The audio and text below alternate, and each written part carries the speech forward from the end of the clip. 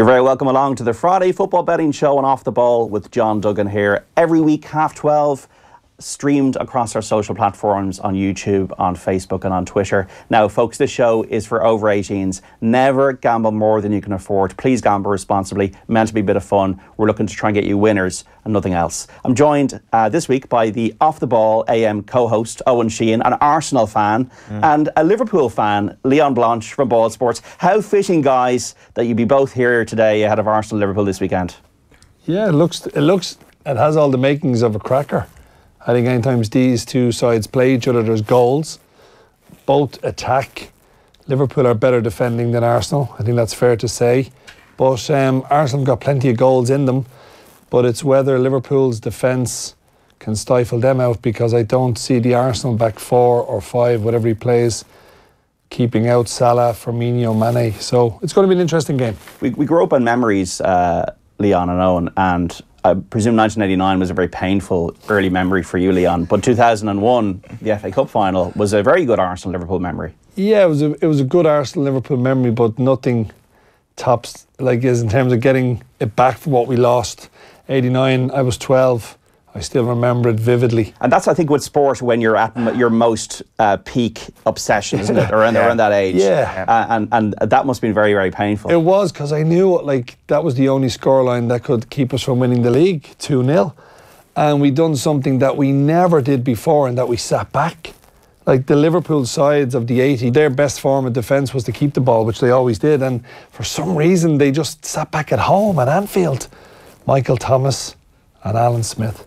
I'll never forget those two names. But Michael Eoin got 2 goals in an FA Cup final in 2001, but nothing comes close to losing a league like that. No. Eoin Sheahan, you weren't even here. You weren't even on this earth. You had not graced the earth with this the presence of Eoin Sheahan, but you surely would know what it's up for grabs now means. Oh yeah, without question. It is one of probably the most famous individual Arsenal moment, I would say. In terms of an overall moment, the Invincible season is obviously the most famous, but as an individual moment of smash and grab, that was it. That was it. It was absolutely incredible. But I think you'd deliberately bring up FA Cup in 2001, because that's one of my earliest Arsenal memories, but certainly definitely my earliest Arsenal-Liverpool memory. I remember watching it in the pub with my dad, sitting at the bar, and it was my first realisation that, hold on a minute, sport is cruel sometimes. Sport is not always. Is he a gunner as well, your dad? He is. That's the reason. Were you in kind of one of these kind of yellow JVC tops, so on? Were you? I was actually more red. I never had a yellow one, which is an actual disgrace on my parents that they didn't buy me that, because that is one of the most delicious kits that's ever existed. But I think I was more red Dreamcast.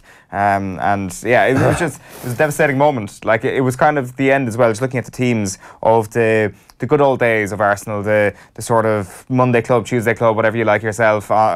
When he scored with the left leg, I thought the keeper should have saved it. Yeah, the last Arsenal-Liverpool game I went to was a 3-3 draw 2 years ago, or nearly 3 years ago now, January 2016. Joe Allen scored in the last minute. Firmino had a couple, of course, he'd be hopefully involved this weekend as well. But always great drama, and probably an indication, lads, that we might have a good total goals market this week on the game, and we'll come to that in a second.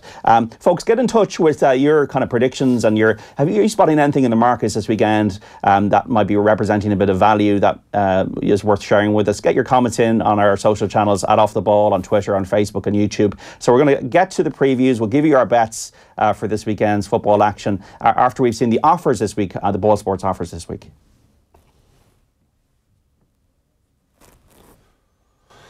So, Leon, Mo Salah to score first was 7-2 and now 5-1. Yeah, look, he was. I think from he's kicked on a little bit from the Champions League game. He obviously opened up the scoring last week against Cardiff. He had 2 assists. Is 7-2 originally, but if you're on offtheball.com/BoilSports, you'll get Mo Salah at 5-1 to open the scoring. Look, he's up against plenty of other players who could open the scoring for the home team. You've got Aubameyang, you've got Lacazette, Mesut Ozil. Disappointing against Crystal Palace, but I'm sure he might still start this game against Liverpool. And then on the Liverpool team, Mane's back amongst the goals. Firmino, even though he got one in the Champions League, I was a little bit disappointed with him against Cardiff, but hopefully he'll play. But a lot of goals is what I'm looking forward to watching, John. Okay, so Chelsea against Crystal Palace is on Sunday at 4 o'clock. The offer here, Eden Hazard. Now, will he play? That's one thing, I suppose. But if he does play, okay, let's suggest he plays. He was 100 to 30. He's now 5 to 1, Eden Hazard. If he does play, that's a pretty good price. Yeah, look, I think everyone's hoping he'll play because you miss him when he's not on telly, because he is an extraordinarily talented footballer. Hopefully he's back. And look, if you back him and he doesn't start, of course, and a goal goes in, you get your money back. So 5 to 1 for him to open the scoring should he start against Palace. A Saturday treble of away wins we have here, an offer here. The Man United, Liverpool and Spurs Saturday treble was 7 to 1, now 10 to 1. So United away to Bournemouth, Spurs going to Wolves, and Liverpool, as we said, going to Arsenal. Leon Blanche 10 to 1 for an away treble. Yeah, I think you'd want to be getting 10 to 1 for for all three of those teams to win. They're three tricky away ties. To be fair, United away to Bournemouth. Bournemouth are playing very well. I do fancy, I know we'll go into the Arsenal-Liverpool game, but I do fancy Liverpool to beat Arsenal myself. And Wolves-Tottenham, it's a tricky game for Spurs. 3 games in what? 5 days? 6 days? Yeah. Quarter 8 kick-off on Saturday night, so they've got a couple of more hours. But I don't know who makes the fixtures, but I think that's quite not fair on Spurs. Well, just on that, there is an offer on that market on Wolves against Tottenham tomorrow night. Let's bring it up there. It's Harry Kane to be the first goal scorer. Was 100 to 30, now 5 to 1. Yeah, look, we've gone for the 3 big names, Salah, Kane and of course Hazard. So look, if you're a fan of Harry Kane or if you're a fan of Spurs in general, I think getting 5 to 1 any time about him scoring the first goal is a decent offer. When you're going to come in there on something? Yeah, well, just on the treble there beforehand, this is like a really small point, but I like the idea of that treble because all 3 games are live on television 3 different times where it's like, I like you get a good start and it's like, I'm still in it as the day progresses. There's progression instead of blowing all your load on 3 o'clock kickoffs. So absolutely going for that because there are 3 different kickoff times. A treble last week came in from the Friday football betting show. Let's see how we did last week. So how did I get on? Well, not too well. I think Tottenham to beat Manchester City, possibly the heart ruled ahead. Even at my old age, I still, have to learn things that, you never bring emotion into when you're having a bet. But to be honest, I did fancy Spurs at that price to maybe get a result. They could have got a draw, but Eric Lamela, should be in the transfer window. So Kevin Kilban picked Leicester to win. And Fulham to win, and Fulham got thumped by Bournemouth. Leicester only drew. So Kevin, I think when he tips a winner, we'll bring him into the studio. I don't know when that's going to be, but hopefully it'll be soon. Leon Blanche, you're in the walk of shame with me and Kevin. Watford to win. Southampton to win, they were held to a draw by Newcastle, and Arsenal to win, held to a draw by Crystal Palace. Leon, shocking. Absolutely shocking. We're both in the shocking department. Phil Egan is usually here, but he actually went to Lisbon, and maybe he's paid for his Lisbon trip because we had a winner here on the Friday Football Betting Show last week. What we're trying to do is hopefully get more than one of us to tip a winner. But Liverpool to win, Man United to win, and Manchester City to win the treble, coming in at 3 to 1. Phil Egan does know his football, so hopefully more than one of us will tip a winner this week on the Friday Football Betting Show. The Friday Football Betting Show. Thanks to the Boyle Sports Bet Builder. Combine multiple selections into one single bet at one great price. Try it today at offtheball.com/BoyleSports. Now, remember to get your predictions in, folks, on our Off the Ball social channels, YouTube, Facebook and Twitter.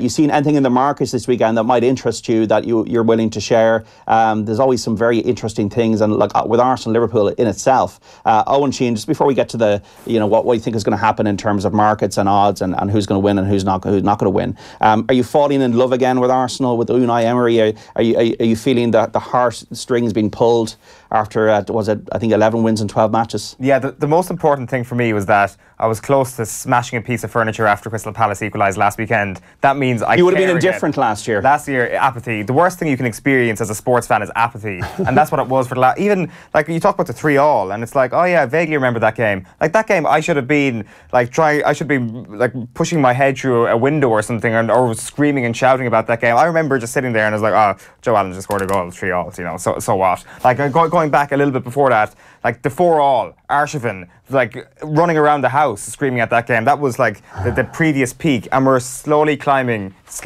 that mountain once again. where there is a football team that you can actually get behind and actually support once again. And it comes from a plan that actually works in the Premier League, a plan that actually works against inferior opponents on a consistent basis, except for Crystal Palace last weekend. I'm just looking at a stat here, Leon. 8 matches in the Premier League between Arsenal and Liverpool have produced 42 goals. So what are the markets regarding total goals here? You know, yeah, and I was just looking at it, John. It's like over 2.5 is nearly 1 to 2, 8 to 15. Now you go over 3.5 goals, which would suggest in the stat you just pulled there that will happen, is 13 to 10.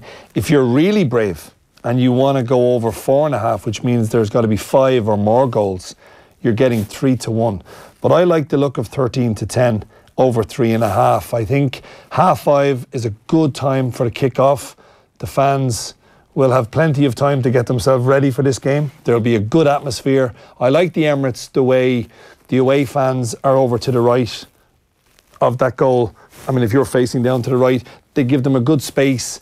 And I like it also at Anfield when the away fans are behind the Anfield Road goal, because it's it gives you something to shoot into, especially if you're playing into that end. And it's like, I remember the first game, was it, when Mane made his debut, he scored into that goal with that rasping left foot shot and ran across. So I think it's an advantage for an away team to have that goal to shoot into.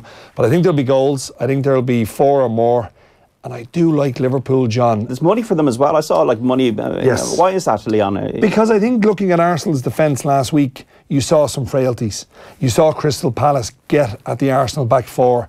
And if you look at Crystal Palace, a lot of it came through Wilfried Zaha on his own. Now you've got 3 decent players in Salah, Firmino, Mane, Shaqiri has made a huge difference, John, in kind of finding that position behind the front 3 to make that pass. And I think Klopp has identified now that could be his. I'm not saying he'll start every game, but I think especially when you come up against weaker opposition, he will definitely start, because there's no need to only have 3 attacking players. You should have 4 against the lesser sides. And that's what's made Man City so good. They only have Fernandinho. The other 5 players are focused on one thing: getting at the back 4 of the opposition. So I think Arsenal's defence is not halfway as good as Liverpool's, and I think Liverpool are keeping a lot of clean sheets. They gave away 1 goal last week. The ball took a deflection. It came to the guy. He scored it well. But I think Arsenal will concede. That's why I think Liverpool will win. Odds with Ball Sports, we're looking at 13 to 5 for the Gunners. Liverpool 11 to 10. And the draw is 11 to 4. I think actually they're 11 to 10 on now, Liverpool. Yeah, they flipped, John. They flipped it to odds on Liverpool. So the market is speaking. The market is speaking. Usually in horse racing, like we're not talking about horses here, we're talking about footballers. But Eoin, Sheahan, are you worried? I mean, Aubameyang has scored, I think, 17 goals and 5 assists in 22 Premier League starts for Arsenal out of 23 matches. That's great. Ozil's playing well. I know we had the issue at Palace, but Rob Holding and Socrates, does that give you kind of a predisposition to put the duvet over your head and not even watch the television and just listen to it? That's kind of a hypothetical question, isn't it? It really, obviously it does. Like any defence with those 2 people at the heart of it, it clearly does. Rob Holding obviously is still on a graph encouragingly this season, which shows that he can become, I think, a relatively top defender. The thing is, could Mustafi potentially be in there? My big problem with tomorrow is the doubt around Hector Bellerin, and I think we'll get to it in our bets a little bit later on in terms of a little bit of a punt I've gone for in this game. I'm very, very worried about Arsenal's right-hand side in that channel. Like, the irony of it, as you rightly say, was Zaha actually flipped to the right-hand side of the pitch last week to target Granit Xhaka at left back. But obviously that's not going to happen this week from the start. Granit Xhaka, probably, like you can call me Mystic Eoin here, is not going to play at left back tomorrow. I dare say, I dare stick my neck out on that one. So I don't think the idea that Crystal Palace got so much joy on that right flank is going to be applicable to tomorrow. And that being said, it's not like anybody there. Call it, Eoin Sheahan. It's going to be 2-1 Liverpool. 2-1 Liverpool. I'm not actually subscribing to the idea that this is such a crazy game, because there's been so many of them recently, and I think the game that's going to really be a hallmark going into this tomorrow is the Chelsea game, the Arsenal-Chelsea game, where Unai Emery was like, well, that was mad. I'm not letting my team get into a situation like that again. The problem is, it's very simple. If you break down Arsenal's defence against Liverpool's attack, there is an overwhelming weight in favour of Liverpool's attack. If they don't win that game tomorrow, I think, not so much as a matter of not getting the 3 points, I think it's a matter of a symbol of what this does to Liverpool's title challenge. I think it's a massive blow. They have to be beating that Arsenal defence tomorrow. Yeah.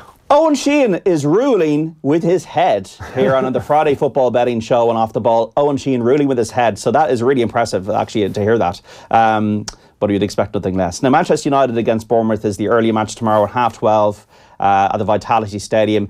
United were the last team to beat Bournemouth in the Premier League. The Bournemouth are the new Burnley, it seems, at the moment. What are the odds at Ball Sports? Well, we're looking at 13-5 for Bournemouth. The draw is also 13-5. Man United even money. Leon, Blanche, do you see punters now waiting until the teams are announced before they're going to back like Rashford or Lukaku for first scorer? Yeah, especially with United. To be fair, the Lukaku being dropped against Everton, I think we all expected that. And fair play to Mourinho. He needed to do it, and he did it.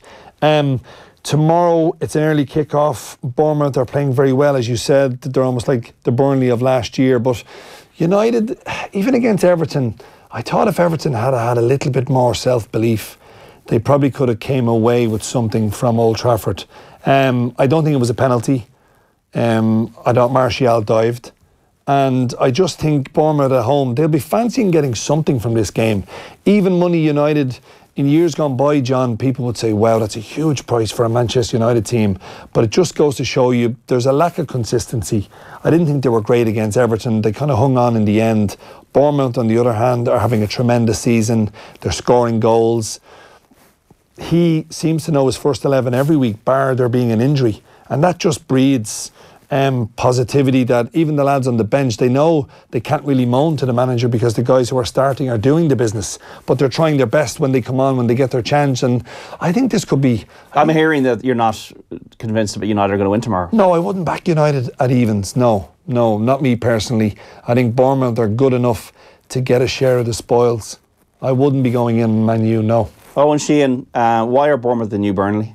Well, I think with Burnley, the hallmarks of trust in players that are apparently average is what is a hallmark of Eddie Howe. And I say apparently quite deliberately there because they're not average players. They clearly have quite a high ceiling that Eddie Howe identifies. The one thing I'm really impressed with Eddie Howe, and Sean Dyche has also employed this over the past couple of years, is that say you find a player who's exceeding all expectations, and Bournemouth's example here is Charlie Daniels. You look at him at left back last season and it's like, right, he's a left full back. That is where Charlie Daniels plays. He has reached the peak of his career. And Eddie Howe says, actually, no, I can get more from Charlie Daniels. I'm going to push him out to a left wing back, push him higher up the pitch, get him into the opposition half even more than he previously did. And it's paying dividends. Like you look at someone like Jefferson Lerma, who they brought in, who's been absolutely outstanding in midfield. He's making them tick. And I think most people could identify that. And clearly, the main thing about this Bournemouth team is just having a front three that clicks. That Callum Wilson took him a long time to really get back on his feet after that terrible injury he had a couple of seasons ago.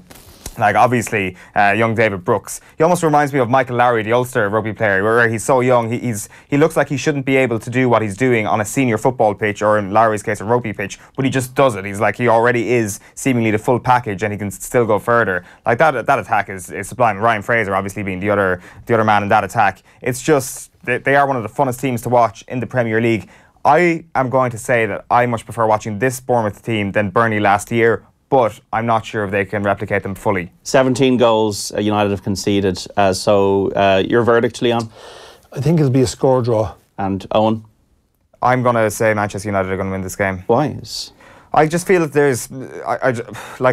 okay, the reason... They win these matches. Is that it? They find a way. They dig it out. I wouldn't be surprised if Bournemouth start leading in this game, and if they go 1-0 up and Manchester United end up winning this game. And the sooner Bournemouth do take a lead, the better for Manchester United, as we've seen over the past couple of weeks. I'm not so sure if things are as dour as they seem. Will they be in the top four, Manchester United? It's a prediction show. By next April, May, will they be in the top four? Yes. Leon? No. They won't? Okay, interesting. No. And I must have a look at the markets on that. I don't think Spurs will be either. Now on Sunday, Manchester City, the champions, they're hosting Southampton at 3 o'clock. Of course, Mark Hughes going back to the Etihad Stadium where he was once the manager. Let's take a look at the Ball Sports odds for this. 9-1 on City. 20-1 Southampton. The draw is 8-1. Then at 4 o'clock on Sunday, Chelsea, the other unbeaten team in the top flight with City and Liverpool, they play Crystal Palace at Stamford Bridge. The prices on this market: Chelsea 4-1 on. The draw 9-2 at Ball Sports. Palace to win is 10-1. To me, guys, this looks like a no-brainer. Home wins for City and for Chelsea. And Southampton I think have got, 1 win in 10 matches in the Premier League. Mark Hughes, sometimes he finds maybe a way to find a referee to blame, but there won't be much of a hiding place if they get thumped by City on Sunday. No, and they're just not scoring goals. I mean, it's okay having Danny Ings. He's not a world beater, but if you give him service, I think he's well capable of scoring, but he's just not getting enough service. City will win. They'll win comfortably. I was very impressed with City last week, John, in terms of when Hazard didn't play, it was just normal service. And I think Ross Barkley deserves an awful lot of credit the way he seemed to have knuckled down under Sarri. He looks a lot leaner. He looks a lot fitter. He's actually, I think he'll start now, because you look at the League Cup team and you see Barkley left out of the squad. So he's getting ready for the Premier League because he's made a serious impact, 2 goals and assist in his last 3 games. And I think with the 2 guys behind him in Kante and what's the guy they signed? Jorginho. I think Barkley in front of them too, playing behind that kind of front 3, it gives him plenty. He's able to find pockets of space, and I think he will play. I think he'll be a big player for Chelsea this season. I think he'll actually be a huge player for England. I think he's the type of player, if you're looking at the English national team, who did they miss at the World Cup? They missed a guy who can get his foot on the ball, who can see a pass, John. They didn't have that. And Barkley now, playing with Hazard, playing with Willian, playing with Pedro, even playing with Jorginho and Kante, he's becoming a better player. We all knew he had talent, but I think he's going to fulfill. But he was at a tipping point and he's tipped the right way. Yes, and I think Johnny had to get out of Liverpool, as in living there, because he played with Everton. It was just, he was a homeboy. He was getting into stuff that he shouldn't have been getting involved in. He's now in London. London could have ruined him, the bright lights of the city, but no, to be fair to the kid, he's knuckled down. And I think Chelsea will win comfortably as well. I think both teams actually could win with clean sheets. Owen Sheahan, you are no... you know what the bright lights are about. But Crystal Palace... I unfortunately did get distracted by the bright lights. Crystal Palace are not seeing much light in recent games. I think 5 Premier League matches, only 2 points out of 15. Are you seeing 2 comfortable home victories? Yeah, definitely, particularly Manchester City. Like, it's interesting the point you make about Danny Ings, because like I look at him and Charlie Austin and I think great strike force if you're living in the year 2014. But then, like what we've just been speaking about in terms of Bournemouth, in terms of Callum Wilson, and that ability to come back from an injury just doesn't happen immediately. It's going to take time. And I wonder if Danny Ings is still suffering. If he's still just waiting to find that yard of pace, how long is it going to take? At what point at his age does it take to actually get back to full flow? Because Danny Ings, let's face it, he needs to be in full flow to actually bang in the goals. And that should be a strike partnership that should score some goals, but they haven't scored since September. So that's clearly where their issues lie. And if you're not going to score against Manchester City, you are not going to come anywhere near to winning that game. You need to score twice. You need to score 3 times really to beat this Manchester City team, particularly at the Etihad. Yeah, it was pretty depressing the other night. I always thought we were very much second best against City. Let's take a look at the shoulder games over the weekends. We got a lot of 3 o'clock matches tomorrow. Also got the match on Monday night at 8 o'clock. So let's go through the Ball Sports odds. Tomorrow 3 o'clock, Cardiff City versus Leicester at the Cardiff City Stadium. Cardiff 5-2, Leicester 23-20, the draw 11-5. Everton against Brighton at Goodison Park tomorrow. Everton 13-8 on Brighton, 9-2, the draw 14-5. Newcastle against Watford at St James's Park. Newcastle 13-8, Watford 9-5, and the draw is 21-10.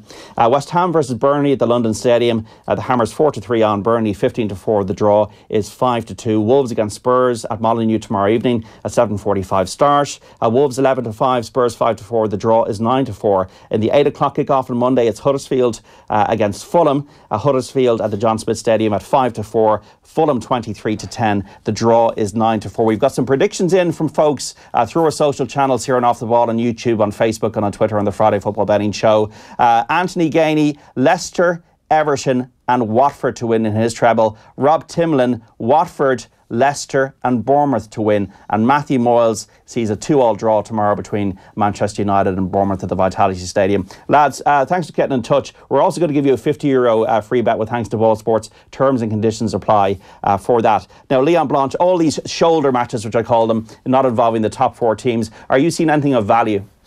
I think Everton, John, I know Chris Hughton's side haven't given away many goals. I think they've 3 clean sheets. 3 1-0 wins. 3 1-0 wins, which is great. Great to see Shane Duffy being an instrumental part in that. He's played every minute of those 3 matches. So that can only be good for Ireland. But I fancy Everton at home. I think he's moulding a nice little setup. in terms of Richarlison. I think Richarlison needs to be taken away as the 9. I think when Tosun came on in Old Trafford, he made a difference again. I think get Tosun in as your 9, get Richarlison to one wing, Sigurdsson and Walcott or Bernard. You know, you've got to give yourself some options. And I think Everton will beat Brighton. I also like, I think, Watford. Even though Newcastle are at home, I can just sense the pressure now is really... They need to turn off the lights if Watford win tomorrow. Well, I'm telling you... just forget about it. Yeah, well, John, we've said this a couple of weeks ago. I feared for Benitez. I fear for Newcastle. I know he's coming out and saying we've been here before. Not at this stage. Not with 2 points on the board. If they lose against Watford, there's only one more game to the international break. Is that the end of Benitez? That's what I think. Benitez should just get out of there. But he's nothing to prove in the football world, I don't think. Eoin Sheahan, you've dazzled us with your knowledge so far on the Friday Football Betting Show. Wait for none of my predictions to come through. So what are you seeing there from these shoulder games? I'm not going to lie, lads, and I'm sorry, John, but I just love the what was the odds on... You're not going to say Wolves, are you? Wolves. You're just trolling now. Wolves are now 21-10. I love the sound of that. I just love the sound of that. I love the sound of Maurizio Pochettino saying we've never been in a worse place before. I love the sight of Matt Doherty flying down that right wing as I'm cheering on our best Republic of Ireland player at the moment and seeing my prediction come through at the same time. I can see the vision right now. Molyneux tomorrow night is going to be hopping as people give up on the X Factor and Strictly Come Dancing to watch Premier League football and Wolves to beat Spurs. You're doing so well, Owen. You were doing so well. You were dazzling us with your knowledge and now you've just thrown it all away. And Wolves have lost their last 2, so they definitely need to stop that rot. Yeah. Sooner rather than later. But Tottenham done well against West Ham. You know, like they got the job done.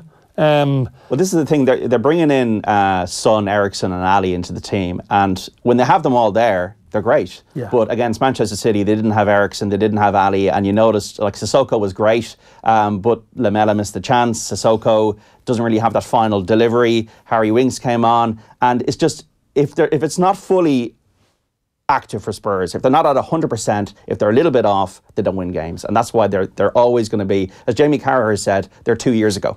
Yeah, and this is why they haven't trained on as... No, they haven't, and this is why we worried about them when they didn't sign anybody.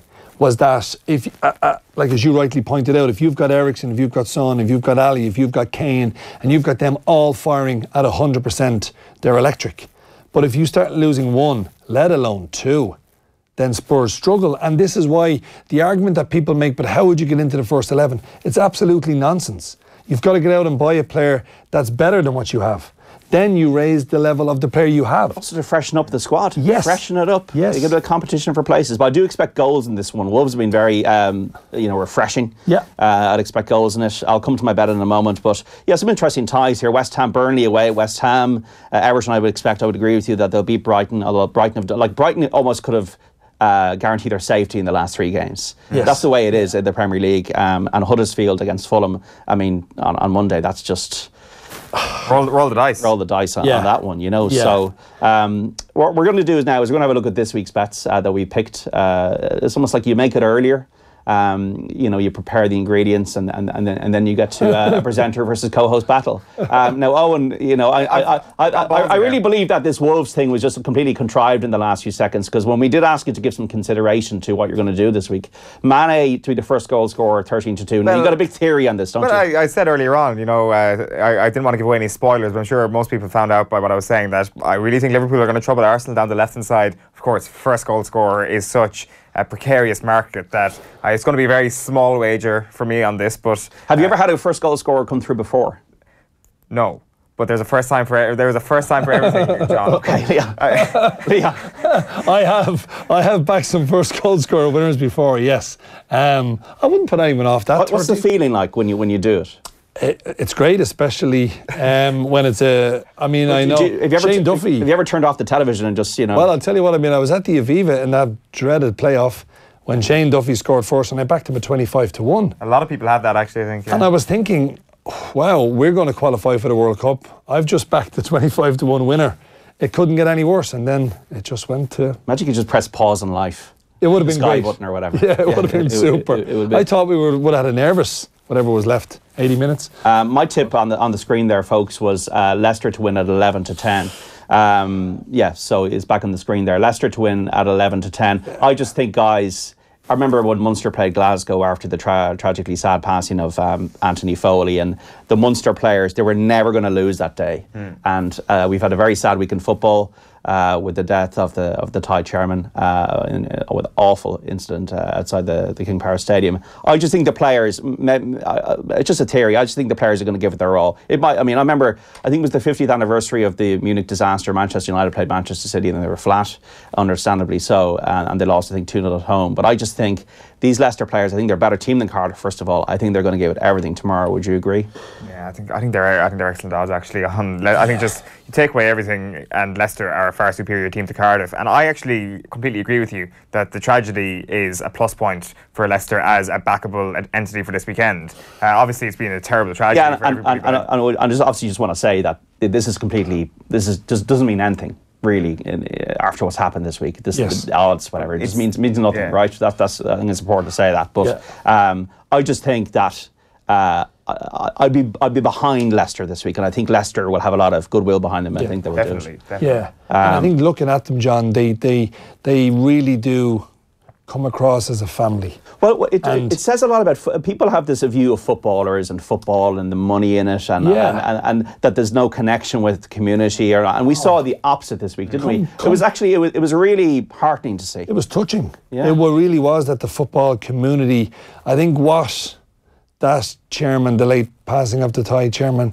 what he'd done for Leicester as a town really shone bright this week. You had people, it's such a tragedy, but I think it brought everyone even closer.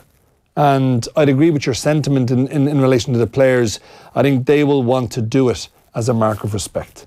Yeah, and I think the whole footballing world will be behind Leicester to do it.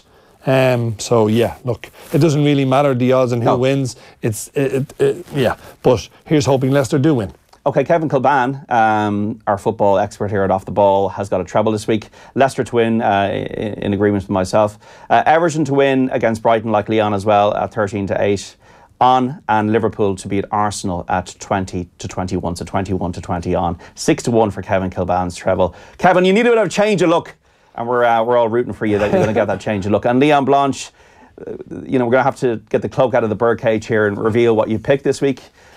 Chelsea to win, I think that's a no-brainer, isn't it? 4-1 on. Liverpool to beat Arsenal, you're pretty confident about that, and Everton to win. That looks like a pretty decent treble to me. The same odds as Philip Egan's last week, 3-1, Leon. Are you confident enough about that? Look, I suppose you can never be confident about a treble, but I think Chelsea and Everton will both win at home. And I think Owen's point about Arsenal's back 4 or 5, whatever it is, I think this is the time that Liverpool should be thinking, right, let's go. We've had a week off. They've had a full week off. They've had no League Cup. I think everybody is fit, bar the long-term injury, which is Alex Oxlade-Chamberlain. Kite is back in the squad. Henderson's back in the squad. He's got a full squad to pick from. Yes, I think Liverpool are good enough to go to the Emirates and beat Arsenal. Who's going down, lads? Huddersfield, Newcastle, Cardiff. He's dazzling. Wow. That was quick. It's actually boxed off. Well, are we worried anyway about Burnley? Well, that's the Burnley. I wouldn't say we're teams can't drop like a stone in football. They can't drop like. It's going to be a Brighton rather than a Burnley, I think. I think like we were looking at calling Bournemouth the new Burnley. Not that Brighton will finish anywhere near where Burnley finished last season, but Burnley were very solid last year. They kept a lot of clean sheets. I had a couple of their players in my fantasy team. So I knew every time they were getting a 6, it was tick, clean sheet. And I just think Brighton at the minute, I think they'll be good enough to stay up. Because what they've improved on last year is their away form. Their away form last year, Brighton, was horrific. This year they've started well away from home, and they've also done well at home. So I think Brighton will be okay. Yeah, and we got Champions League as well this week as well, so look forward to good markets as well. Tricky games for a couple of the English sides. Yeah. Mourinho away against Juve. I fancy Juve to beat them there. Okay. I thought it was men against boys in the Old Trafford game.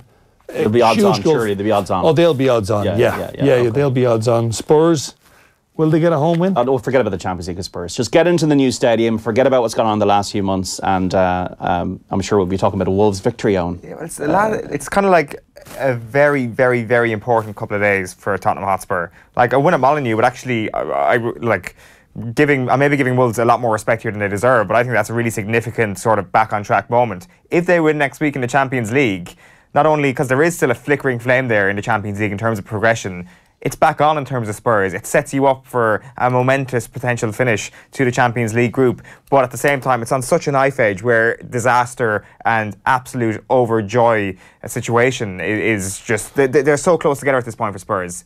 I just fear tomorrow, Molyneux, it's the kind of moment where the coin flips the wrong way for Spurs. But don't listen to him, folks. This has been the Friday Football Betting Show. We'll be back next week with Leon as well, and Eoin, or Philip, and probably both of them. Eoin to just be completely... I'm just going to disappear from the show. Yeah, well, he's tipped Wolves, he's tipped Mane. We've seen the bets. Leicester to win tomorrow, folks. Kevin's treble, and Leon's got a very good treble there as well. So please gamble responsibly. We'll join you again next Friday at 12:30. Until then, bye-bye. The Friday Football Betting Show. Thanks to the Boyle Sports Bet Builder. Combine multiple selections into one single bet at one great price. Try it today at offtheball.com/BoyleSports.